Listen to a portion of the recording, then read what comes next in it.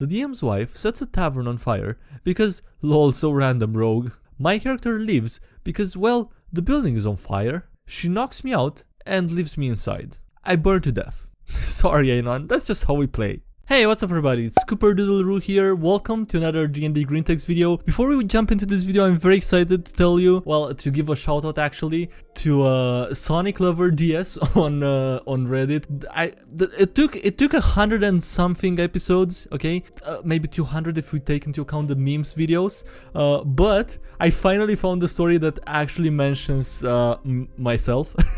in the story, well, in the beginning of the story, but still it makes a mention of me on the DnDGreentext subreddit, and that was so amazing. You're gonna hear the story as well later in this video. I think it was really good, but yeah, so yeah, shout out to Sonic for that. I probably maybe there's probably more stories that more people that do this, even on my own subreddit, people that post stories. I really appreciate, but it's just I don't know, it hit me different for some reason.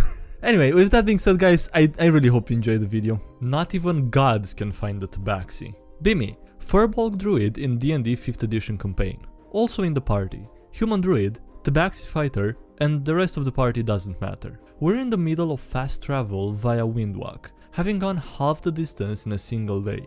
Normally it would take over a month to get there. We step out of the cave we took shelter in overnight. The DM asks us to roll perception. He says we can hear the sound of heavy boots in the snow. There's a goddamn army on the move that hasn't noticed us yet. I cast Pass Without Trace. Then I begin spending a minute casting Windwalk, which thankfully isn't concentration. DM says to roll Stealth. The other druid gets a natural 20 for a total of 37. They're quite impressed with themselves, only to be shown up by the Tabaxi Fighter, who rolls a natural 20 as well. He gets a 46 thanks to 22 dexterity and stealth expertise. My face when not even the gods can locate him. My face when he made bounded accuracy his that's a massive amount of stealth, dude. Big Bad Evil Guy gets meta. TOA spoilers. Corrupt backstory. I just finished running Tomb of Annihilation for my players and it went off like gangbusters. I played up Acerarak as this terrifying threat, only to have him come out with this nasally Skeletor/Monarch voice. They even survived the time stop plus DBF/Circle of Death and were feeling pretty good about themselves, until I started dropping his new legendary action. Corrupt backstory. Turning to the married couple of druids, the Lich pulled out the Strands of Fate, carefully snipping a few. A failed wisdom save later, and the two looked instinctively at each other the way you check your phone for texts in a few weeks after a breakup. Then they remembered. They didn't come on this adventure as a second honeymoon, they came to try and rekindle their relationship after a bitter divorce decades earlier. The party lost their minds. You have the Big Bad Evil Guy dump 3 figures of damage out, they know what to do about that. You have an immortal petty asshole with too much time on his hands rewrite reality just to be a prick and just watch the experienced warriors go ape. Not bad, Anon.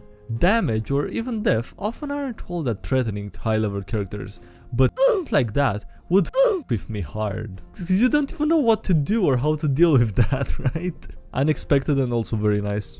Some groups have high turnover for a reason. One of my first D&D 3.5 characters. Playing a wizard. Want to be a pyromancer. Ask the DM if it's okay. He says, sure, no problem. Next session, we go into unexplored ruins. He makes literally everything either completely fireproof or so flammable that the smallest spark would kill us all.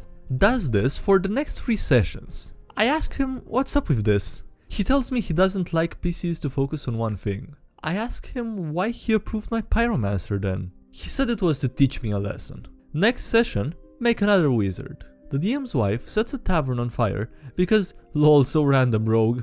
My character leaves because, well, the building is on fire. She knocks me out and leaves me inside. I burn to death. Sorry, Anon, that's just how we play. The rest of the group laughs. I want to roll up another wizard, but now they inform me that the GM's wife doesn't like wizards or paladins. Okay, I roll up a half-elf dragon shaman. The beginning of the session, the DM's wife kills me with her breath weapon. All my what? That JPEG. The DM's wife is an ancient time dragon disguised as a gnome rogue. She gets jealous and doesn't want anyone to steal the dragon thing from her. Apparently this is normal. I tell them that I'm not coming back. They seem legitimately confused and they don't understand why. Okay, to be honest, two things, okay? Two things. Let's be fair here. First, that's f***ed up. That is so f***ed up how that group plays D&D. Second, maybe they're extremely used to it at this point and they just don't you know, realize it. I mean, if you're a for 30 years and nobody tells you, you're gonna just think that's normal. I don't know. I feel like maybe then again it may be too late and maybe this is not that kind of thing. But I feel like maybe trying to talk could possibly solve the issue or you know, clear things out. Maybe I know that it's very unlikely at this point considering the events in the campaign. But you have to give them the benefit of the doubt and just give them a small chance to explain themselves, maybe, you know, just ask them if they're aware how bad that is. I don't know, dude. Anyway, let's just move on to the next one.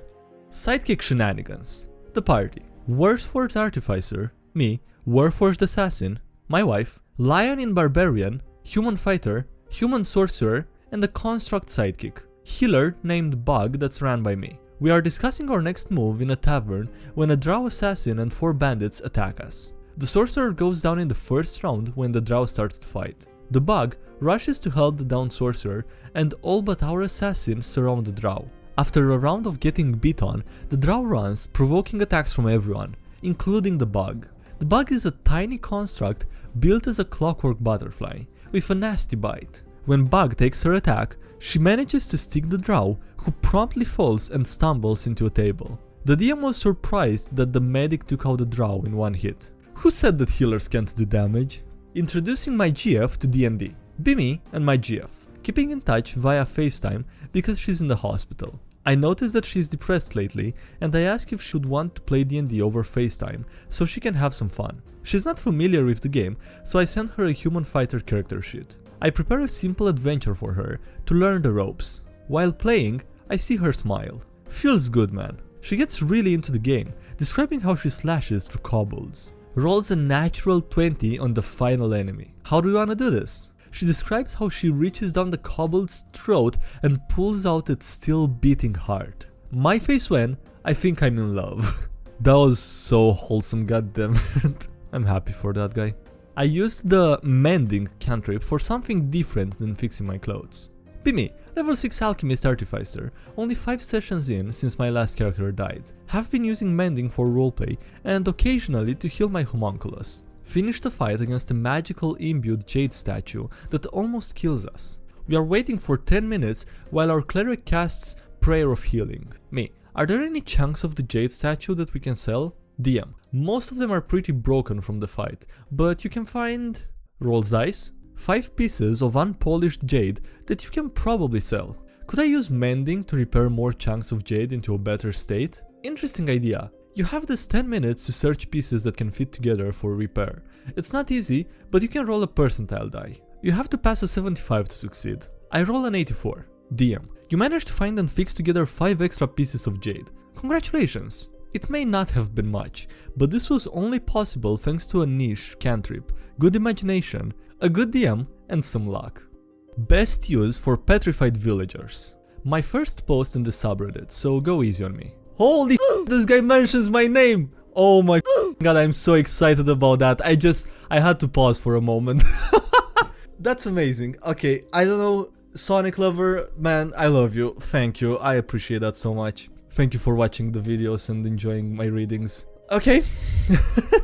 Give me a second. Alright, I took a moment to take that in. I also left a comment on the post. I'll probably message him as well when I post the video just to to share my reaction with this guy that posted the story. Anyway, okay, let's continue. Let's get back to the story now.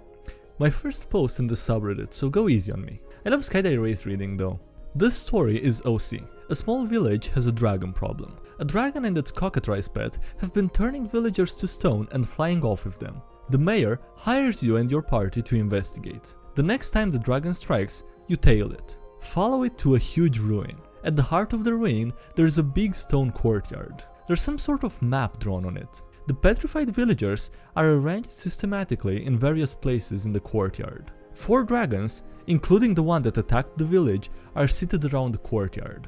The one that hit the village is sitting behind a low wall that covers half his body. You spot the cockatrice snapping behind the wall. Each of the other dragons is holding several polyhedral jewels, and each jewel is as big as your head. The dragon behind the wall speaks. "Okay, Land Scorcher, it's your turn. What do you want to do?" One of the other dragons leans in and studies the board for a moment. I run up to the guard and chop his head off. Reaching out, he picks up the petrified blacksmith and gently moves him to another spot in the courtyard. "Okay, roll to attack." Land Scorcher takes 2 of his oversized jewels and tosses them onto the courtyard. The jewels make loud clanks as they bounce across the stone before coming to rest. Now that they're out in the open, you see that each side of each jewel has a number on it. Land Scorcher studies the jewels once they land, not touching them. That's a 16. Does that hit? The dragon behind the wall glances down at something you can't see. Barely. You don't manage to cut his head off, but you do wound his neck and make him bleed. Well, better than nothing, I suppose. Land Scorcher nods and takes his jewels back. All the dragons seem too invested in their game to notice you. What do you do? Alright, that was amazing. Amazing story from an amazing guy. Alright, so to respond to this, I don't think there is much you can do. I don't know what level you are, but if there's 4 dragons, I feel like there's a chance that that might be too much to take on. You don't want to be petrified and become part of their D&D game, do you? Or maybe it's not called D&D for them, it's called Humans and Dungeons, or Dungeons and Humans, something. I don't know. Anyway, cool story, I loved it. Is there a problem, officer? Find a straight up gun on a goblin corpse after kicking his teeth in. Guns are a really new thing. None of the party knows what this is. I take it anyway. We continue on our journey. Run into border patrol a few days later. Is there a problem, officer? .wav. Routine search. .webm. Sir, is that a gun? No clue. It was on a goblin corpse, and that's the God's honest truth. Do you have a license for this gun? What? That image? My face when I get arrested for not having a concealed carry license in a stupid play pretend magic fantasy game. Oh god. Okay, that's not the ending I was expecting here. The good part is that it's play pretend, so you can play pretend escape your way out of prison. It's not that bad. It's also probably gonna be fun. And maybe you wanna discuss that with your DM in the future. Anyway, with that being said, guys, we're gonna end this video here. So thanks so much for watching. I hope you enjoyed it. Please leave a like if you did and subscribe for more if you haven't already. Also, thank you to everyone supporting the channel on Patreon. I really appreciate it. So thanks a lot to everyone supporting the channel there. Links below if you wanna check that out, as well as follow me on any social media. And if you wanna join the Discord server or check out the subreddit, links below for that as well. And yeah, that's it. Thanks again for watching, and I'll see you next time. Have a great day. Bye.